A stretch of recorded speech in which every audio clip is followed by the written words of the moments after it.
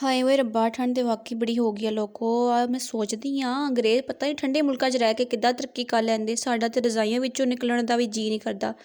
ਇਹ ਜ਼ਿੰਦਗੀ ਤੇ ਬੜੀ ਹਲਕੀ ਫੁਲਕੀ ਜੀ ਆ। ਬਹੁਤ ਇਹਨਾਂ ਸਾਰਿਆਂ ਰਜ਼ਾਈਆਂ, ਕੰਬਲਾਂ, ਚਾਦਰਾਂ, ਜੈਕਟਾਂ, ਜਰਾਬਾਂ ਤੇ ਜਰਸੀਆਂ ਦਾ ਇਹੀ ਗੱਲ ਹੈ ਕਿ ਨਹੀਂ। ਇਸ ਸਰਦੀ 'ਚ ਨਾ ਕੰਮ ਕਰਨ ਦਾ ਦਿਲ ਕਰਦਾ, ਨਾ ਕੁਛ ਹੋਰ ਕਰਨ ਦਾ ਦਿਲ ਕਰਦਾ। ਯਾਰ ਕਸਮੇ ਪਾਕਿਸਤਾਨ ਦੇ ਲੋਕਾਂ ਤੇ ਬਾਹਰ ਵਾਲੇ ਲੋਕਾਂ 'ਚ ਬੜਾ ਹੀ ਫਰਕ ਹੈ। ਵੈਸੇ ਮੈਂ ਸੋਚਦੀ ਹਾਂ ਬਾਹਰ ਵਾਲੇ ਮੁਲਕ 'ਚ ਇੰਨੀ ਠੰਡ ਪੈ ਰਹੀ ਹੋਵੇ ਨਾ, ਕਹਿੰਦੇ ਹਾਏ ਇਟਸ ਟੂ ਕੋਲਡ ਆਊਟਸਾਈਡ, ਤੇ ਪਾਕਿਸਤਾਨ ਵਿੱਚ ਓਏ ਯਾਰ ਆ ਵੇਖ ਮੇਰੇ ਮੂੰਹ 'ਚ ਧੂੰਆਂ ਨਿਕਲਣ ਦਿਆ।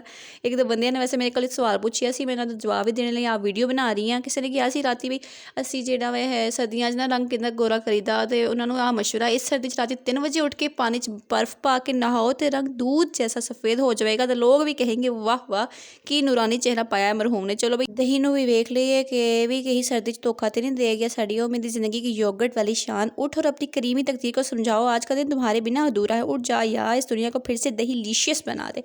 जी हाँ, इस सर्दी में दही लगा चुकी हूँ मैं। क्या बात है यार। जो भी है सर्दी 'ਚ बहुत एहतियात करो, ठंडा पानी ना पीओ, रज़ाई ਵਿੱਚੋਂ ਬਾਹਰ ਨਾ ਨਿਕਲੋ। ਤੁਸੀਂ ਨਮੂਨੇ ਆਪੇ ਹੈ ਹੀ ਹੈ, ਕਿਤੇ ਨਮੂਨੀਆ ਨਾ ਹੋ ਜਾਵੇ। ਸਰਦੀ ਵਿੱਚ ਡਿਸਕੋ ਡਾਂਸ ਸਿੱਖਣ ਦਾ ਵੀ ਕਿਸੇ ਦਾ ਮਨ ਤਾਂ ਉਹ ਵੀ ਠੰਡੇ ਪਾਣੀ ਨਾਲ ਨਹਾ ਕੇ ਵੇਖ ਲੈ। ਕਸਮੇ ਟਾਈਮ ਤੋਂ ਪਹਿਲੇ ਤੁਹਾਨੂੰ डिस्को डांस आ जाना। की ख्याल है दोस्तों? मैं मशवरा जो दे रही है इस अमल करके वेखो, मैंने दसियो। और आज का खूबसूरत सवाल जवाब ज़रूर दीजिएगा। खूबसूरत लोग इतने मसरूफ़ क्यों होते हैं? आप सोचिए, मैं ज़रा सब्ज़ी काटने में मसरूफ़ हूँ। यार ये इतना सन्नाटा क्यों है भाई? कोई रिस्पॉन्स क्यों नहीं दे रहा? किधरे ठंड नाल तुसी सारे जमते नहीं गए? चलिए जब तक आप लोग मेल्ट हो जाएं, वैसे एक ताज़ा तजुर्बा आप लोगों के साथ मैं शेयर करती हूँ। जब हम फू की आवाज़ निकालते हैं तो हवा ठंडी आती है, और जब हम हा की आवाज़ निकालेंगे तो आवाज़ गर्म आती है।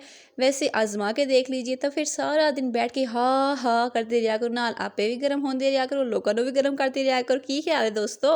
और हाँ, एक और बताना बात मैं भूल ही गई कि सर्दियों में सिर्फ इतने ही कपड़े इस्त्री किया करें आप लोग जितनी कोट या स्वेटर जर्सी जो भी पहनते हैं आप नज़र आ रही है, उससे ज़्यादा करने की ज़रूरत नहीं होगी। देखिए टाइम भी सेविंग हो जाता है और बिजली की भी बचत होती है। देखिए साथ साथ मैं आपको कितने कमाल के आज मशवरे दे रही हूँ। उम्मीद करती हूँ वैसे किसी न किसी को कोई ना कोई मशवरा ज़रूर पसंद आएगा और कोई लाजमी इस पर अमल करेगा।